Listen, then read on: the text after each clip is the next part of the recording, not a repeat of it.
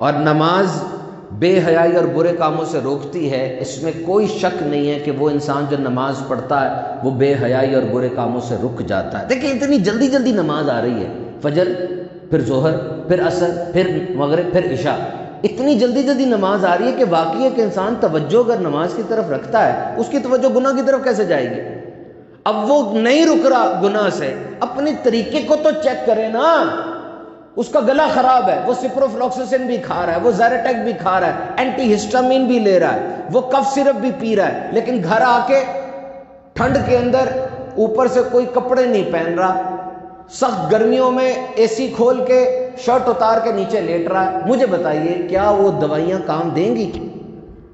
You need to take care completely. آپ اس کی حفاظت تو کریں جو کام آپ کر رہے ہیں۔ تو ایک انسان وہ یہ دیکھے کہ اس کے رکوع و سجود کیسے ہے، ایک انسان یہ دیکھے وہ نماز میں پڑھ کیا رہا ہے، جو پڑھ رہا ہے کیا وہ صحیح طریقے سے ادا کر رہا ہے۔ نماز کو زندگی میں امپورٹنس دیں، یہ ٹریننگ کے ساتھ پرفیکٹ ہوگی۔ کون سی چیز ایسی جو ٹریننگ کے ساتھ پرفیکٹ نہیں ہوئی آج تک؟ مجھے بتائیے۔ آپ کاروبار کرتے ہیں، پہلے دن میں کاروبار کے مہا گرو بن جاتے ہیں، ٹائم لگتا ہے، ٹریننگ ہوتی ہے۔ آپ نماز پڑھنے آئیں گے، آپ کا دل آہستہ آہستہ لگے گا، آپ کو رکعتیں بھولیں گی، پھر اس کے بعد آپ کو قرآن پاک پڑھنے کا چارم پیدا ہوگا، آہستہ آہستہ آپ کا دل لگے گا واقعی یار نماز میں پرفیکشن لے کر آؤں میں۔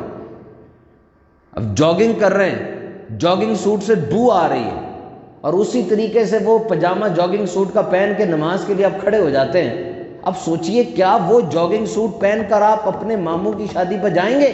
کیا وہ جاگنگ سوٹ پہن کر آپ علاقے کے ایس ایچ او یا اگر وزیر اعظم سے ملاقات کا موقع ملتا ہے اس کے پاس جائیں گے؟ رب ذل جلال کی بارگاہ میں آپ اسی گندی حالت میں آ گئے، سوچے تو صحیح۔ اینڈ یو آر ایکسپیکٹنگ، اور پھر اگر آپ ایکسپیکٹ کرتے ہیں کہ مجھے وہ بے حیائی اور بری باتوں سے بچ جانا نصیب ہوگا، تو یہ ایکسپیکٹیشن صحیح نہیں ہے۔ نماز کا اثر آپ کی طبیعت پہ ضرور پڑنا چاہیے، دس از کنفرم۔ یہ ہو ہی نہیں سکتا ہے کہ انسان کمال درجے کی نماز پڑھ رہا ہو، اس کے دل میں جیسے بھی خیالات چل رہے ہیں، میں اس پر بات نہیں کر رہا ابھی، نماز کے دوران میرے دل میں عجیب عجیب خیال آتے ہیں، میرا ذہن بھٹکتا ہے، وہ ایک الگ ٹاپک ہے۔ اور بھائی ظاہری طور پہ آپ اپنے آپ کو ٹھیک کریں، ظاہری طور پہ کیا ہے؟ وضو کامل طریقے سے کریں، سیکھیں، ہر چیز کے لیے کسی ایکسپرٹ سے سیکھیں، وضو دکھائیں کسی کو، وضو کامل طریقے سے کریں، مسجد میں قطرے نہیں گرانے وضو کے، اندر آ کے کھڑے ہوں، پاؤں کہاں رکھنے ہیں، ہاتھ کیسے باندھنے ہیں، آنکھیں کہاں رکھنی ہیں، اور پھر جو آپ کلام کر رہے ہیں، جو قرآن مجید پڑھ رہے ہیں، وہ یہ ظاہری باتیں ہیں نا، میں دل کی اور ذہن کی باتیں نہیں کر رہا۔ اس طرح سے اپنے آپ کو پرفیکٹ کرنے کی کوشش کریں، جس طرح ایک بیٹسمین کھڑا ہوتا ہے نا، بیٹسمین کیسے جما کے دیکھ کے کھڑا ہوتا ہے، اس کے دل و دماغ میں کیا چل رہا ہے ہمیں نہیں پتا، ظاہری طور پہ بڑا الرٹ کھڑا ہوا وہ۔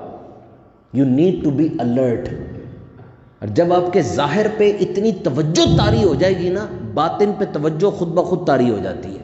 یہ انسان بنا ہی ایسا ہوا ہے۔ جس طرح میں نے کل پڑھا کہ جب بڑے پریشان ہو جائیں نا، بہت زیادہ بالکل تھک جائیں، گر جائیں، 30 سیکنڈ مصنوعی ہنسنا شروع کر دیں، مصنوعی، بغیر کسی وجہ کے ایسے کرتے رہیں 30 سیکنڈ، آپ کے دماغ کو یہ ایک کلو جاتا ہے کہ نہیں یار یہ بندہ خوش ہے، کوئی مسئلہ نہیں ہے، وہ اچھے ہارمونز ایکسکریٹ کرنا شروع کر دیتا ہے۔ کر کے دیکھنے، آزمایا ہوا نسخہ ہے۔ دکھ پریشانی آ جائے نا، 30 سیکنڈ جھوٹا جھوٹا ہنسنا شروع کر دے، ویسے ہی کسی کے سامنے نہ ہنسنا شروع کیجیے گا، عجیب صحیح لگے گا۔ تو یہ ڈسیو ہو جاتا ہے۔ جس وقت آپ اوپر اپنے ایک خشوع و خضوع طاری کریں گے، آٹومیٹکلی یہ خشوع و خضوع اندر بھی پینیٹریٹ کرے گا۔ دیکھو امیر المومنین کی تو شان ہی بہت بڑی ہے، جب آپ نماز پڑھنے لگتے چہرے کا رنگ بدل جاتا، پوچھا آپ کو کیا ہو جاتا ہے، فرمایا اس ایمانت کی ادائیگی کا وقت آ گیا جسے اللہ تعالیٰ نے آسمان و زمین پہاڑ پر پیش کیا تو انہوں نے اٹھانے سے انکار کر دیا، اٹھانے سے ڈر گئے، اور میں وہ ایمانت ادا کرنے کے لیے جا رہا ہوں۔ کیا ہی شان ہے۔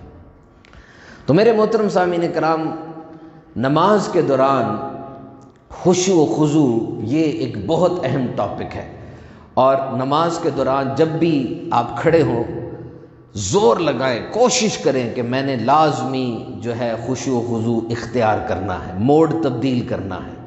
اس کے لیے مثالیں ہماری زندگی کے اندر بھی موجود ہے۔ سب سے پہلے تو یہ احسان مانے کہ کوئی کسی کو اپنے گھر آنے نہیں دیتا، یہ کرم ہوتا ہے تو کوئی کسی کی طرف آتا ہے. یہ اللہ تعالیٰ کا گھر ہے. جب آپ آ گئے اس گھر کے اندر، یہ شکر ہے کہ اس نے میں نماز پڑھنے کی توفیق عطا فرمائی. ذرہ برابر نیکی بھی رب تعالیٰ کی عطا کردہ توفیق کے بغیر کوئی نہیں کر سکتا.